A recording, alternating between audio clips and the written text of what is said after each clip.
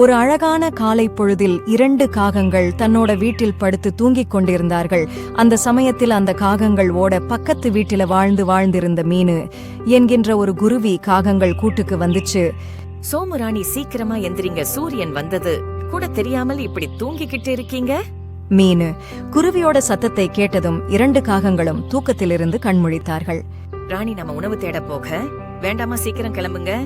மீனு, எதற்காக இவ்வளவு சீக்கிரம் உணவு தேட போகணும்? என்ன சீக்கிரமா? இதுவே நேரம் ஆயிருச்சு. நம்ம தாமதமாக போனால் நமக்கு ஒரு தானியம் கூட கிடைக்காது. சோமு, எனக்கு இன்னைக்கு ரொம்ப உடம்பு சரியில்லை. எனக்கு வயிறு எல்லாம் வலிக்குது. நீங்களே போயிட்டு வாங்களே. ராணி, அது எல்லாம் முடியாது. எனக்கு ரொம்ப சோர்வா இருக்கு. இன்னைக்கு நீதான் உணவு தேட போகணும். நீங்க 2 பேரும் இப்படியே சண்டை போட்டுட்டு இருங்க, நான் கிளம்புறேன். இரு மீனு, உங்களுக்கு வயசாயிருச்சு. இனிமேல் உங்களை வயசான சோமு கூப்பிட போறேன் அப்படின்னு சொல்லிட்டு மீனு குருவியும் ராணி காகமும் உணவு தேடுவதற்கு அங்கிருந்து பறந்து போனாங்க.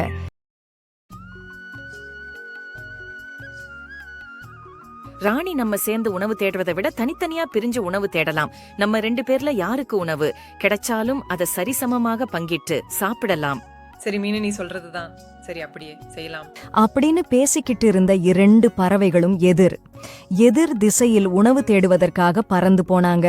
கொஞ்சம் தூரத்திலேயே ராணி காகத்துக்கு கண்களுக்கு ஒரு ஆப்பிள் பழம் தென்பட்டது.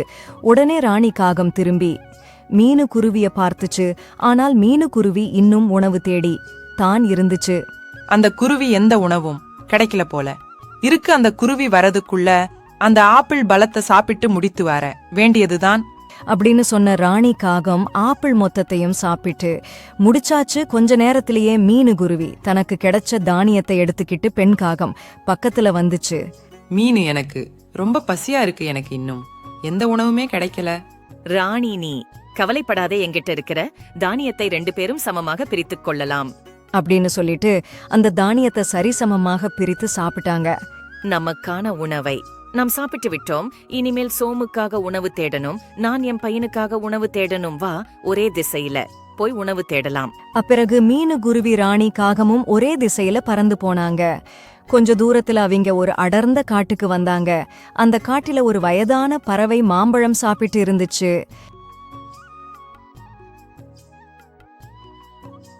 மீனு குருவி, இங்க பாத்தியா? அந்த வயதான குருவி மாம்பழம் சாப்பிட்டு இருக்கு. அதுகிட்ட போய் மாம்பழம் எங்க இருக்குதுன்னு போய் கேட்கலாம். உடனே 2 பறவைகளும் அந்த வயசான குருதி கிட்ட வந்தாங்க. தாத்தா, தயவு செஞ்சு இந்த மாம்பழம் எங்கு கிடைச்சது சொன்னா எங்க குழந்தைக்காக எடுத்துட்டு போவோம். எங்களுக்கு ரொம்ப உதவியா இருக்கும். மகளே, சொல்றேன்மா. இங்கிருந்து நேராக போனால் ஒரு காய்ந்த மாமரம் இருக்கும். அந்த மாமரம் முழுக்க நிறையா மாம்பழம் இருக்கும். ஐயா, ஜாலி மாம்பழம் சோமுக்கு ரொம்ப பிடிக்கும். மகளே, கொஞ்சம் கவனமாக நடந்துக்குங்க. அது ஒரு அந்தர மாமரம். நீங்கள் பேராசைப்பட்டா ஒரு மாம்பழம் கூட கிடைக்காது.